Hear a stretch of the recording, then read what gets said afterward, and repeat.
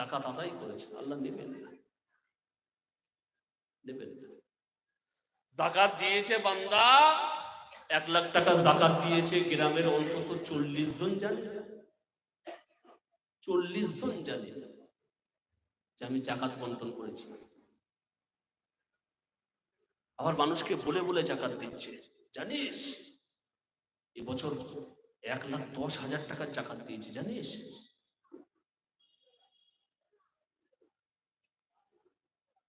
বান্দা হজ আদায় করেছে, মনে কেউ ব্যথা নেবেন না, আমি আপনাদের ব্যথা দেওয়ার জন্য বলছি না। বান্দা হজ আদায় করেছে, হজ তো আবু জেহেলও করেছিল, আবু জেহেল কি হজ করেনি? আবু জেহেলও তো হজ করেছে। বান্দা হজ আদায় করে এসে বলছে, জানো জানো হজে গিয়ে যখন সাফা মারওয়া সাই করছি না, তখন আমি দেখছি যে আমার সঙ্গে ফেরেশতারা সাই করছে, আমি দেখতে পাচ্ছি। আমি যখন হযরত আসওয়াদের চুম্বন দিতে গেছি, কেউ চুমা দিতে পারেনি, আমি চুমা দিয়েছি। আলহামদুলিল্লাহ, ভালো, তুই চুমা দিয়েছিস, আলহামদুলিল্লাহ, ভালো। হজে যাওয়া যে এত কষ্ট, হজের হুকুম আহকাম আরকানগুলো পালন করা এত কষ্ট, আমি সব পালন করেছি পুঙ্খানুপুঙ্খানু ভাবে। কিন্তু জানিস, এই হজ থেকে ফিরে এসছি না, ওই লোকটা আমার হাজি বলে ডাকে না। তুই একটু ওই লোকটাকে বলে দিবি যে আমি হাজি, কিন্তু আমি হাজি। ওই লোকটা মনে হয় জানে না, তুই লোকটার কানে কানে বলে দিবি আমি কিন্তু হাজি।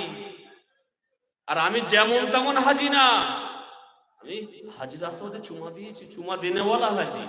সাফা মারওয়া যখন সাই করে, আমার সাথে ফেরেশতারা সাই করেছে, এটুকে জানিয়ে দিস। নাম কি? নাম বলছে আলহাজ আনিসুর রহমান। আচ্ছা, আপনার বাপ মা নামটা রাখার সময় কি আলহাজ রেখেছিল?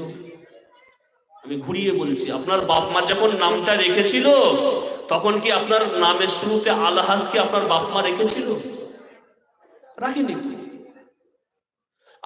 আপনি আলহাজ, আমি আপনাকে আলহাজ বলে ডাকতে পারি, আমি আপনাকে সম্মান সূচক বাক্য, আপনি হজ করে এসেছেন, আলহামদুলিল্লাহ, সবার নসিবে জোটে না, আপনি করে এসেছেন, আমি আপনাকে সম্মান জানাতে পারি হাজি বলে, আলহাজ বলে।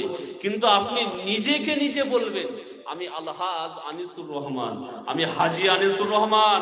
নাম কি? হাজি আনিসুর রহমান, লিখে নাও।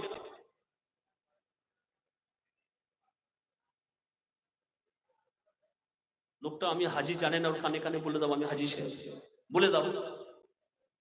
যাও গিয়ে বলো যে আনিসুর রহমান হাজি, হাজি আনিসুর রহমান বলবে। তুমি শুধু আনিসুর রহমান আনিসুর রহমান বলে ডাকছো, লোকটা হজ করে এসেছে, তুমি জানো না? এই যে হজ থেকে ফিরে আসবার পরে এই যে আমি হাজি লকব নেব, লোক যেন আমাকে হাজি বলে ডাকে, তাহলে আমি আনন্দিত হব, আমি আনন্দ পাবো। আপনার হজ আল্লাহ নেবেন না, অত সহজ। আপনি যাকাত দিচ্ছেন, আলহামদুলিল্লাহ, ভালো কাজ। কত টাকা যাকাত বার হয়েছে আপনি দেন না, মনে মনে যাকাত দেন। লোক তো এমনিই জানছে যে আপনি যাকাত দিচ্ছেন, আপনার বাড়িতে লোক এসে ভিড় করছে, কিন্তু কত টাকা যাকাত আদায় করছেন আপনার বলবার তো কোনো প্রয়োজন নেই। আপনি নামাজ পড়ছেন, তাহাজ্জুদ নামাজ পড়ছেন, লোককে বলে বলে বেড়াচ্ছেন কাল্লাতে আমি তাহাজ্জুদ নামাজ পড়েছি, এমনকি আমার শরীরে অমুক জায়গায় ব্যথা হয়েছে, ফুক দিয়েছি, ফুকও সেরে গেছে। আর তাহাজ্জুদ নামাজের পরে আমি বসে বসে যখন একটু জিকির ফিকির করছি, তখন আল্লাহর কাবা আমি দেখতে পাচ্ছি। মানে তুমি তাহাজ্জুদ পড়েছো, ভালো কাজ। তুমি তাহাজ্জুদ পড়ে তোমার শরীরের ব্যথার জায়গায় তুমি ফুক দিয়েছো, ব্যথা সেরে গেছে, ভালো কাজ। তুমি তাহাজ্জুদ পড়ে ওই জায়গায় বসে বসে আল্লাহর কাবা বাইতুল্লাহ তুমি দেখতে পাচ্ছ, ঠিক আছে, বলার কি দরকার আছে তোমার? হুজুর কথা আসেননি, নিয়ে আসেননি, হুজুরকে নিয়ে আসেননি, কমিটি ছেলে কারা আছে? 10টা 10 বেজে গেছে, আমার সময় 10টা পর্যন্ত, হুজুর আসেনি। আচ্ছা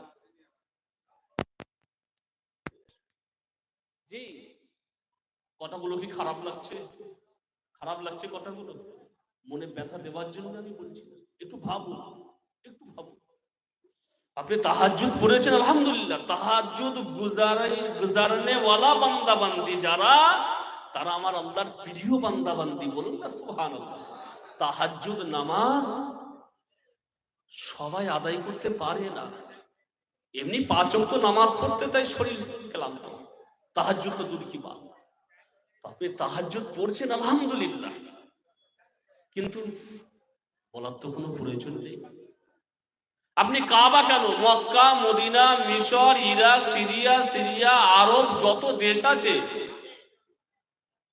মসজিদে আকসা সব ভ্রমণ করে আসেন না? সব নিজের মধ্যে রাখেন। এই বলা মানে আপনার উদ্দেশ্য মানুষকে জানানো, কাল্লাতে আমি তাহাজ্জুদ পড়েছি। ঠিক বলছি না ভুল বলছি? এটা আপনার উদ্দেশ্য, কাল্লাতে আমি তাহাজ্জুদ পড়েছি। অত সহজ নয়। এই জন্যই রাসূল বললেন যে এক শ্রেণীর বান্দা বান্দি যাদের নামাজ আল্লাহ ছুটে মারবে, যাদের যাকাত আল্লাহ নেবেন না, যাদের দান খায়রাত, দান সাদকা আল্লাহ নেবেন না, যাদের হজ আল্লাহ নেবেন না।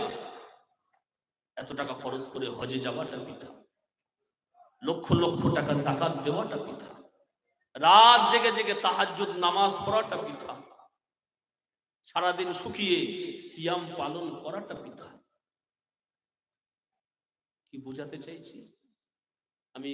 ওয়াজ এখানেই গুটিয়ে ফেলবো, শুরু থেকে এবারে বুঝুন। আল্লাহ বললেন ওয়াবুদুল্লাহ, বান্দা ইবাদত আমার করা লাগবে। কেন করা লাগবে? 3টি তথ্য দিয়েছি। এইবারে আমার প্রশ্ন, ইবাদত কিভাবে করব? এমন ভাবে ইবাদত করব যেন আমার ইবাদতটা হয় খুশু খুশুর সাথে। আমি এমন ইবাদত করব যে আমার ইবাদতটা যেন আল্লাহর দরবারে গ্যারান্টেড হয়। আমার ইবাদতের ভিতরে যেন কোনো প্রকার ত্রুটি বিচ্যুতি না থাকে। এরপরে আমি আল্লাহর উপরে সুপুর্দ করে দেব। আল্লাহ এত কষ্ট করে, এত সুন্দর করে, এত মেহনত করে ইবাদত করে, যে তুমি নেবে না নেবে বা তোমার ব্যাপার। কিন্তু রাসূলুল্লাহর তরিকা অনুযায়ী যদি আপনি ইবাদত করেন, রাসূলুল্লাহর সিস্টেম অনুযায়ী যদি আপনি ইবাদত করেন, আশা করা যায় আপনারটা আমার আল্লাহ কবুল করে নেবেন। বলুন না সুবহানাল্লাহ। আর একটু জোরে হবে না? একটু তাকবীর দেবেন। নারে তাকবীর, নারে তাকবীর।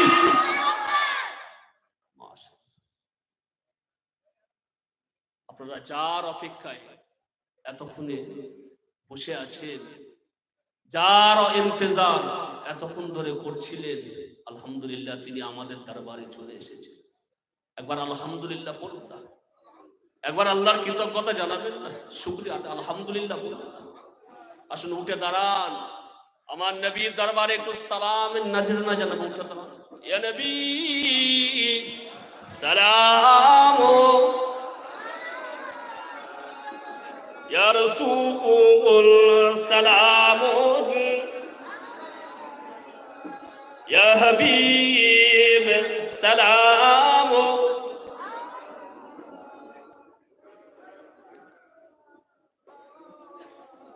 পড়ুন জোরে জোরে। طلع البدر علينا من ثنيات الوداع وجب الشكر علينا ما دعا لله هداي. يا نبي سلام،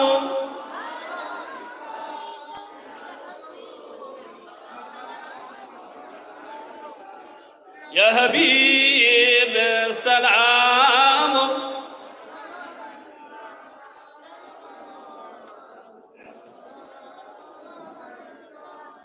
يا نبي نامو او پیارا، یا رسول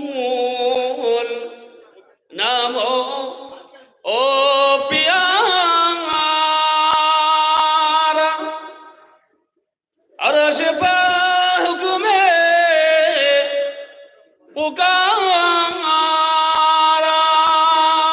सच पैगंबर है हमारा, या नबी सलाम।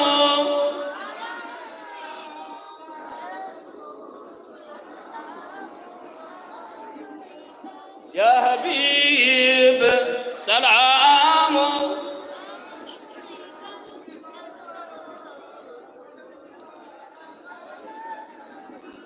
या नबी আমরা যে अपना আরি দেওয়ানা, আপনি যে আমাদের ঠিকানা, পাঠালাম সালামের নজরানা, কবে যাব সোনার মদিনা, ইয়া নবী সালাম।